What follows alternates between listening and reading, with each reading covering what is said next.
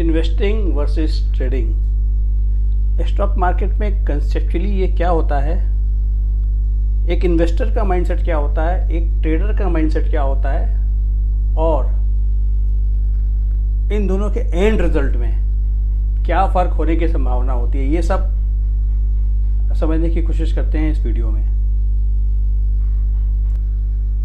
Shares में investing क्या होती है, इस कंसेप्ट को एक एग्जांपल से समझने की कोशिश करते हैं।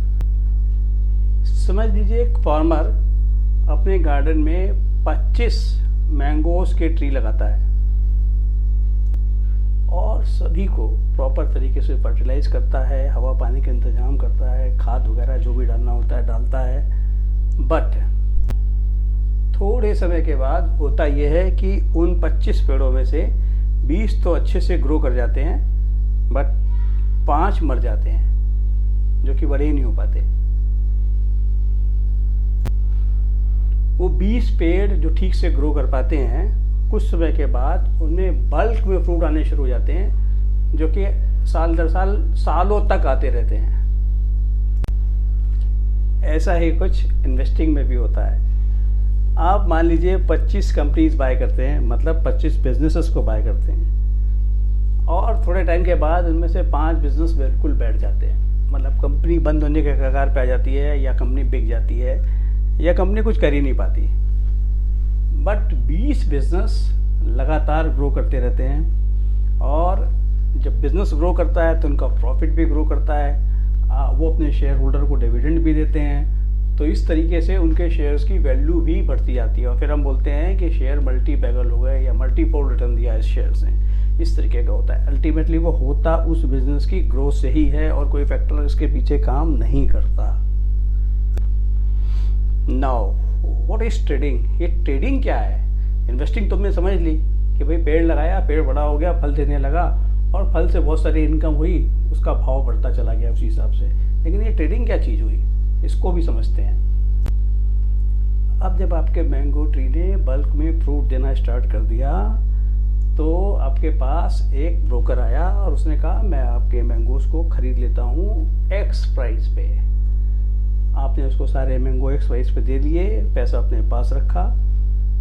अब उन मैंगोज को लेके वो होलसेलर के पास गया, उसने होलसेलर से एक्स+1 प्राइस लिया, होलसेलर ने फर्दर रिटेलर को दिया, उसने एक्स+1+1 प्राइस दिया, और उसके ऊपर रिटेलर ने अपना एक और एक्स+1+1 एक और मार्जिन रख के और बेचने लग गया वो रियल कंज्यूमर को।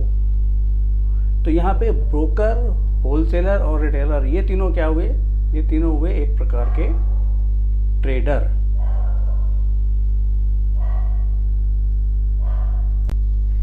देखिए कंसेप्चुअली एक ट्रेडर की पोजीशन भी स्टॉक मार्केट में मोर और लेस सेम ही होती है।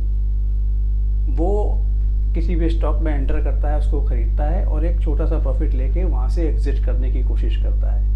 वो किसी भी बिजनेस का ओनर बनने में या किसी भी कंपनी का शेयर होल्डर बनने में उसकी कोई दिलचस्पी नहीं होती।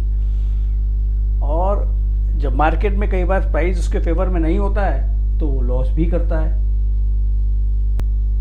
अब यहाँ पे एक मैंगो ट्रेडर में और एक स्टॉक ट्रेडर में एक बहुत बड़ा डिफरेंस है।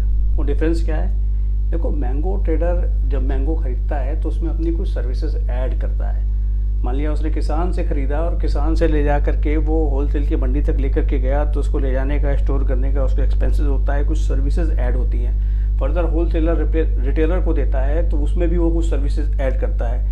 रिटेलर भी एक सेटअप बना करके बैठा होता है और कंज्यूमर को देता है, तो उसमें भी वो वैल्यू ऐड कर रहा होता है। तो बट यहाँ स्टॉक मार्केट में ट्रेडर कोई भी वैल्यू ऐड नहीं करता। वो जस्ट खरीदता है और भाव उसको बढ़ा हुआ मिलता है तो बेच देता है।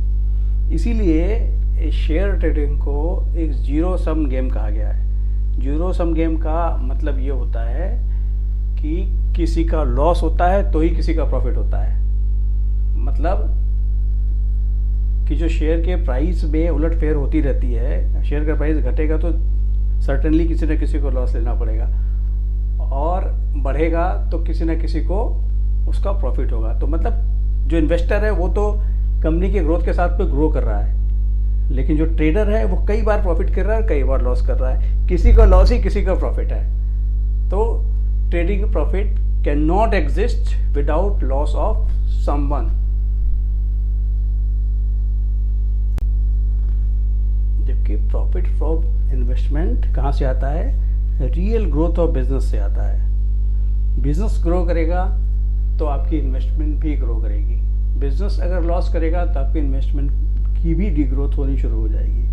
तो ट्रेडिंग का प्रॉफिट जो है वो आता है एक दूसरे के लॉस से या प्रॉफिट से।